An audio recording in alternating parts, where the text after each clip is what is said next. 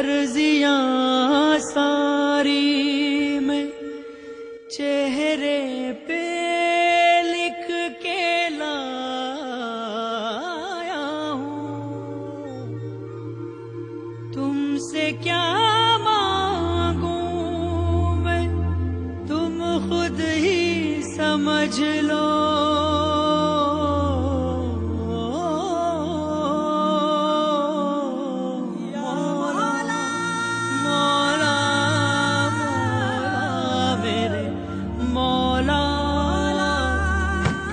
اس بات کا سب کو علم ہے کہ اللہ کے مقدس کلام قرآن شریف اور حدیث پاک میں جو عظمت اور اہمیت رمضان المبارک کے مہینے کو دی گئی ہے ویسا کسی دوسرے مہینے کے بارے میں نہیں کہا گیا۔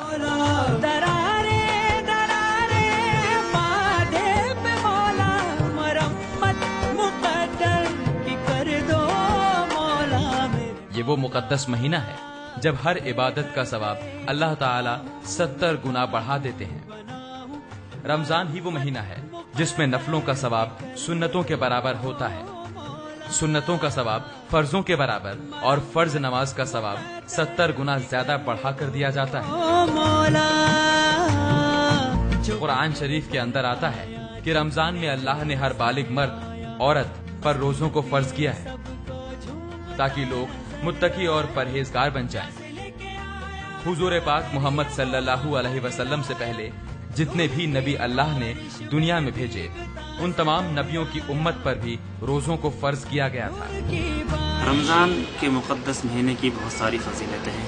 اے ایمان والوں، تم پر روزے فرض کیے گئے جیسا کہ تم سے پہلی امتوں پر روزے فرض کیے گئے تھے، اور اس کا جو مقصد روزے فرض کرنا، جو رمضان کا جو مقصد ہے، روزے کا جو مقصد ہے، وہ مقصد یہ تاکہ تم متقی پرہیزگار بن جاؤ۔ رمضان کے مہینے کو سال کے دوسرے 11 مہینوں کے لحاظ سے ایک مشق کے طور پر بھی دیکھا جاتا ہے۔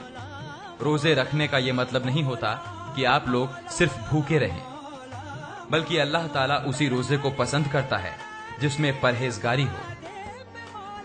روزہ صرف بھوکے رہنے کا نام نہیں ہے، بلکہ آنکھوں کا بھی روزہ ہوتا ہے، تو کانوں کا بھی، منہ کا بھی، تو ہاتھ پیروں کا بھی۔ روزے کی حالت میں ہمیں کوئی بھی ایسا کام نہیں کرنا چاہیے جس سے ہمارے کسی بھی جز کو روزہ فاسد ہو۔ ہمیں آنکھوں سے غلط چیز نہیں دیکھنی چاہیے، کانوں سے غلط بات نہیں سننی چاہیے، غلط چیزوں کی جانب ہاتھ نہیں بڑھانے چاہیے، اور غلط راستوں پر پیر بھی نہیں ڈالنے چاہیے۔ چھپنے جو سر آیا، مستیاں پیے سب کو جھومتا نظر آیا، پیاس لے کے آیا تھا دریا وہ بھر لایا۔ رمضان اور روزے کا مقصد یہی ہے کہ اس مہینے میں تو اللہ کی عبادت زیادہ سے زیادہ کریں ہی، ساتھ ہی باقی مہینوں میں اس مہینے سے عبرت حاصل کریں اور سال بھر اچھے کام کریں۔ انسان کو روزہ، دیکھو روزہ یہ 5 ارکانوں میں سے ایک رکن ہے، جیسے اللہ تعالیٰ کی توحید کا اقرار ہے، نماز ہے، حج ہے، زکوٰۃ ہے۔ اسی طریقے سے روزہ بھی ایک رکن ہے اسلام کی بنیاد کا، اور انسان کو روزہ رکھنا چاہیے اچھی طریقے سے، جیسے انسان کھانے پینے سے رکتا ہے، اور اسی طریقے سے انسان کو بد اعمال سے رکنا چاہیے۔ انسان جسے کھانے پینے سے رکتا ہے، اپنے ہاتھ، پاؤں اور آنکھ اور کان وغیرہ کو بھی بری باتوں سے روکنا چاہیے، تبھی انسان کا مکمل روزہ ہو سکتا ہے، اور تبھی انسان کو روزے کا مکمل ثواب مل سکتا ہے۔ رمضان المبارک کی افضلیت کا اندازہ اسی بات سے لگایا جا سکتا ہے کہ اپنے مقدس کلام قرآن شریف کو اللہ نے اسی مہینے میں نازل کیا تھا۔ اس مقدس مہینے میں اللہ کی برکتیں زمین والوں پر برستی ہیں، رحمت کے دروازے اللہ اپنے بندوں کے لیے کھول دیتے ہیں۔ قرآن اور حدیث شریف میں آتا ہے کہ اللہ کو سب سے زیادہ انتظار اس بات کا ہوتا ہے کہ کب اس کا بندہ اس سے گناہوں کی توبہ کرے اور کب وہ اسے معاف کرے۔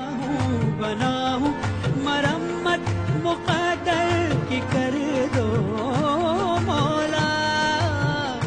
افطار اور سحری کا بھی اللہ نے بے حد ثواب رکھا ہے۔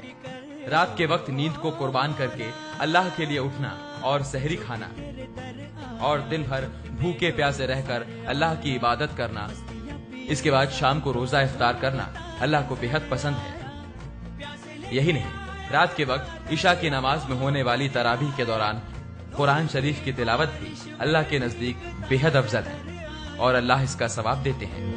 محترم حضرات، سحری کھانا سنت رسول ہے۔